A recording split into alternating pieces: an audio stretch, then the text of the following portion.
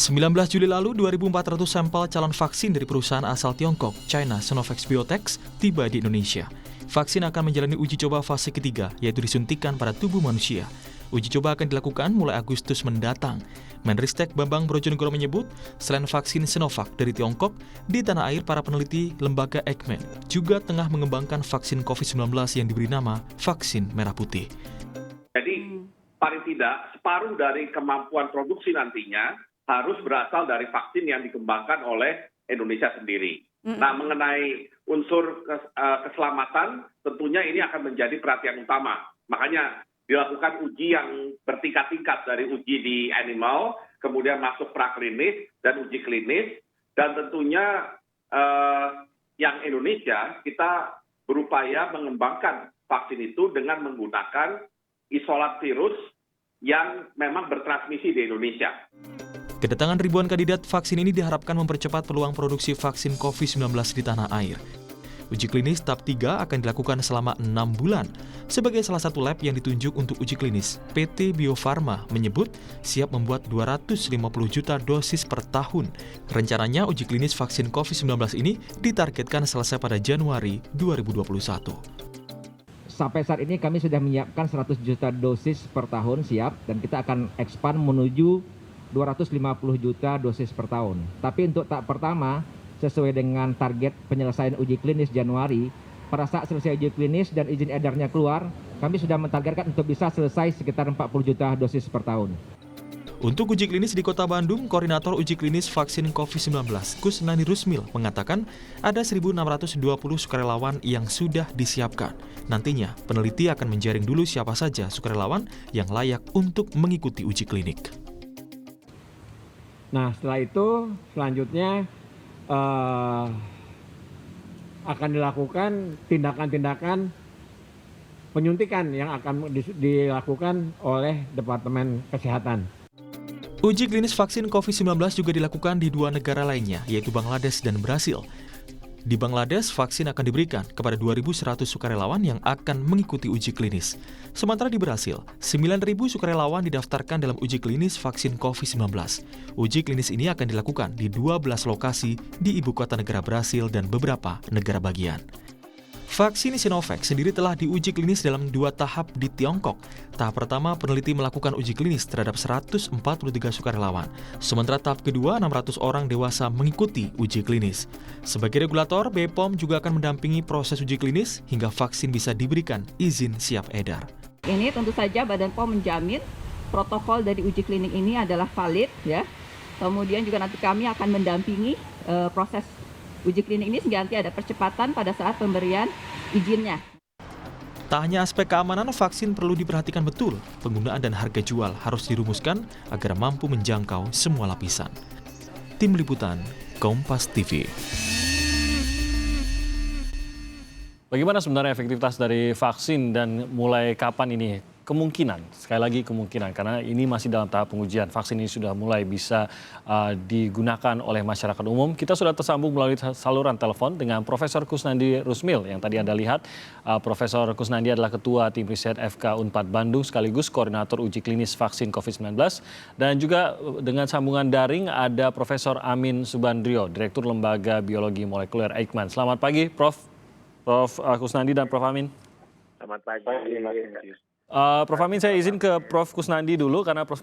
Kusnandi juga harus majukan ke agenda berikutnya pada pagi hari ini. Karena saya juga ingin tahu, Prof. Kusnandi, dari uji klinis yang akan dilakukan, mungkin Anda bisa menceritakan bagaimana pemilihan siapa yang akan diuji, apa syarat-syaratnya, dan bagaimana masyarakat harus melihat hasil pengujian nanti. Karena mungkin saja di benak masyarakat dengan diujinya vaksin, maka ini hanya tinggal menunggu waktu saja sampai kita menemukan vaksin dan kita sudah sangat dekat karena ini sudah tahap 3. Silakan Prof. Kusnandi. Ya, jadi tentu saya sudah menyusun rencana kerja bagaimana merekrutmen daripada calon-calon subjek, ya. Sekarang ini kami belum melakukan hubungan pada calon-calon subjek karena komite etik itu baru rapat hari Kamis. Jadi hari Kamis itu yang menentukan nantinya apakah ada perbaikan atau udah oke atau tidak, ya. Nah, Nanti kalau udah disetujui komite etik, nanti dikirim ke Badan POM. Nanti Badan POM yang bilang boleh mengatakan nanti silakan jalan. Adapun subjeknya itu adalah anak yang yang 18 tahun sampai umur 59 tahun. Orang-orang yang sehat, artinya orang-orang sehat, kita periksa dulu apa betul-betul sehat orang ini, ya, dan belum pernah berkontak dengan orang yang COVID. Jadi artinya kita periksa dia ini mempunyai antibodi atau gejala-gejala COVID atau tidak, dilihat tensinya normal atau tidak, atau ada punya penyakit darah tinggi atau asma, itu semuanya disingkirkan.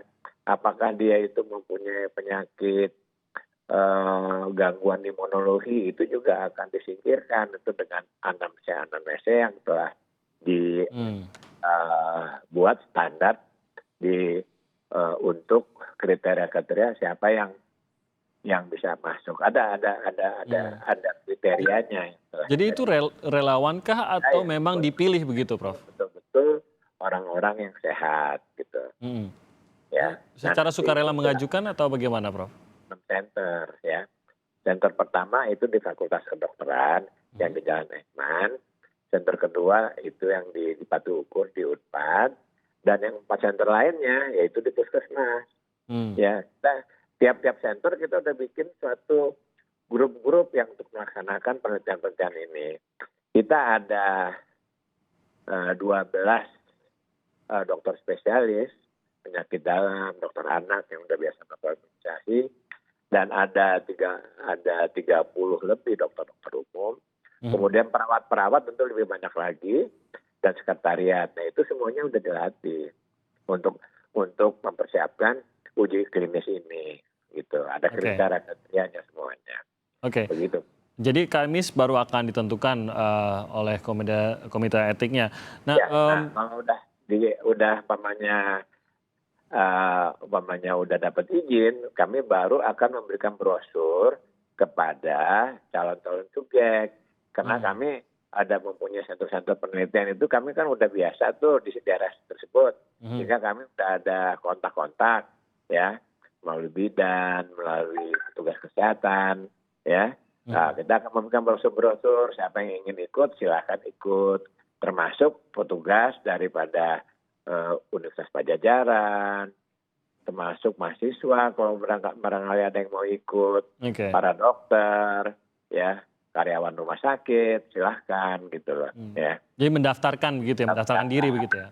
Ya. Mendaftarkan diri ya, Prof, ya? Iya, jadi sukarelawan. Ya, nanti mereka itu kalau salah ikut itu diperiksa, udah gitu mereka akan mendapat hubungan telepon kepada dokter yang bertanggung jawab, dokter spesialis yang bertanggung jawab terhadap dia gitu loh. Nanti mereka dapat juga asuransi kesehatan.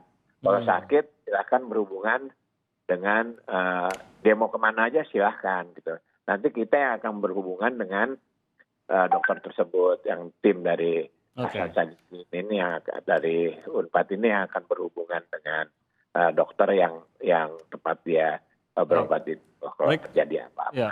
Prof, mereka yang menjalani uji coba ini, apakah mereka akan diisolasi kah sambil dipantau kondisinya, atau akan kembali lagi ke aktivitas masing-masing? Enggak diisolasi seperti biasa aja. Ya, enggak ada isolasi karena mereka orang yang sehat kok. Ya, cuman tetap di physical distancing, harus pakai jaga jarak, pakai masker, sering cuci tangan dan sebagainya, itu tetap harus.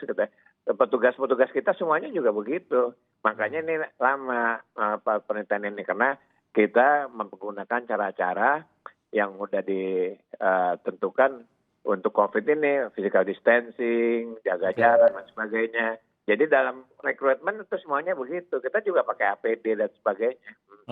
Ini kan sebenarnya kalau selama uji coba ini yang diharapkan adalah tidak terjadi apa-apa begitu. Maksudnya mereka tidak jatuh sakit atau tidak mengalami COVID-19 begitu, Prof. Nah, indikatornya apa kalau begitu, Prof? Bahwa uji coba ini berhasil. Karena kan tidak ada indikator yang jelasnya, dalam arti bukan yang jelas lah, tapi tidak tampak mata lah begitu. Nah, kalau memang dari seluruh sampel atau mereka yang menguji ini tidak kenapa-kenapa, apakah tetap akan diadakan tahap berikutnya lagi untuk pengujian kepada manusia? Tahap berikutnya maksudnya gimana? Ada lagi nanti setelah... Ini tahap terakhir ini. Maksud saya setelah 1.000 sekian ini diuji, akan ada penambahan lagi sekian orang lagi yang akan diuji lagi begitu? Oh nggak ada. Jadi hanya satu kali ini saja gitu, Prof ya? Iya, nggak tahu ini aja. Karena kalau udah ini berhasil, ya nanti silahkan nanti Bio Farma memprosesnya untuk dijual. Karena kalau udah fase 3 lolos sudah bagus itu hasilnya, ya itu udah syarat untuk dijual belikan udah bisa. Oke, jadi secepat apa kalau memang kita anggap tahap ini selesai dan berhasil, secepat apa ini sudah akan bisa berada di tangan masyarakat atau paling tidak di tenaga kesehatan lah yang akan nanti mengaplikasikannya ke masyarakat? Oh itu nanti saya akan melapor gitu ya, uji klinis ini selesai itu pada Januari 2021 ya, penelitian ini selesai. Nanti proses selanjutnya kami persilahkan kepada Bio Farma untuk ngatur ini gitu loh. Ya, saya nggak ikut campur. Oke, jadi tahap pengujiannya memang sampai tahap 3 selesai, tapi ya ada langkah-langkah lain terkait dengan produksinya yang tidak melibatkan lah ya pastinya. Ya, produksinya itu Bio Farma. Kami tidak ikut campur itu. Oke, nah mungkin sebelum saya ke Prof Amin, Prof Kusnandi, Anda bisa menceritakan sejauh ini hasilnya di tahap 1 dan 2, apakah 100% benar-benar bisa mencegah berkembangnya virus atau bagaimana hasilnya di tahap 1 dan 2, Prof? Tahap 1 dan tahap 2 itu udah ada laporannya. Dan laporannya udah masuk jurnal ilmiah. Kita hanya membaca dari jurnal ilmiah yang dikeluarkan. Ya, jurnal ilmiah itu kan terakreditasi. Jadi kita udah percaya. Kita belajar dari situ efektivitas dan efek sampingnya. Nah, dari efektivitas dan efek samping bahwa vaksin ini memang bisa dipergunakan. Jadi memang udah ada jurnalnya kan, semuanya itu nanti didaftarkan kepada ke WHO, nanti masuk clinical trial gov namanya. Jadi semua clinical trial itu masuk dalam WHO itu clinical trial gov. Jadi itu dipantau oleh WHO. Oke, terakhir Prof Kusnandi, ada targetkah kapan ini sudah mulai akan diujikan pada mereka yang akan menjalani pengujian atau pada relawan yang akan mengujikan diri ini? Kalau nggak ada halangan, kalau umpamanya komite etik kami oke, ya kami bisa melaksanakan. Kami akan mulai itu awal Agustus lah. Ya, awal Agustus, oke. Selama 6 bulan. Baik, terima kasih Prof Kusnandi Rusmil, Ketua Tim Ristek FK Unpad yang juga koordinator dari uji coba yang akan dilakukan di Jawa Barat ini. Terima kasih Prof. Saya ke Prof Amin, terima kasih Prof Amin sudah menunggu. Prof Amin, mungkin Anda juga bisa menceritakan apa yang sedang dikembangkan oleh Eijkman, lembaga Eijkman saat ini terkait dengan vaksin yang dikembangkan untuk dalam negeri. Karena tampaknya kalau tadi kita putarkan wawancara dengan Pak Bambang Brojonegoro, ini justru menjadi pegangan juga nih bagi Indonesia untuk keamanan pasokan di Indonesia juga. Prof Amin. Baik, mungkin sudah dijelaskan oleh Pak Menteri tadi bahwa kita membuat 2 skenario, satu yang jangka pendek, satu yang jangka panjang. Yang jangka panjang itu yang nanti saya akan uraikan lebih lanjut yang dikembangkan oleh Indonesia sendiri. Tapi sambil menunggu produk itu selesai, kita harapkan ada satu produk vaksin yang memang kalau memang sudah siap itu bisa mengisi kekosongan di awal.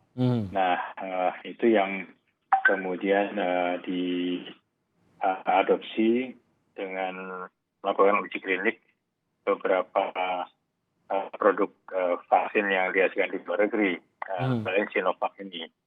Nah, diharapkan memang kalau hasilnya baik untuk sementara bisa mengisi kekosongan, artinya beberapa populasi Indonesia sudah bisa mulai menerima vaksin yang dikembangkan oleh Sinovac ini.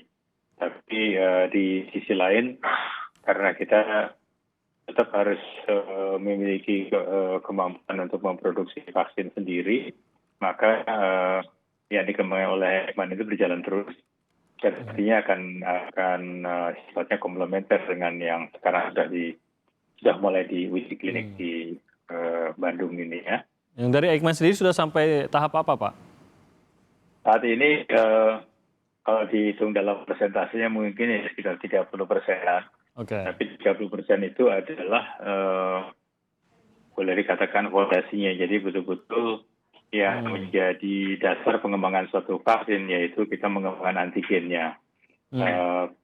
Platform yang kami pakai adalah protein rekombinan, artinya kami akan menggunakan bagian dari virus, yaitu bagian dari spike-nya, dari duri-durinya itu salah satu, karena spike itu atau duri itu adalah bagian dari virus yang akan menempel pada sel manusia, sehingga itu harapan akan diblok oleh antibodi setelah imunisasi.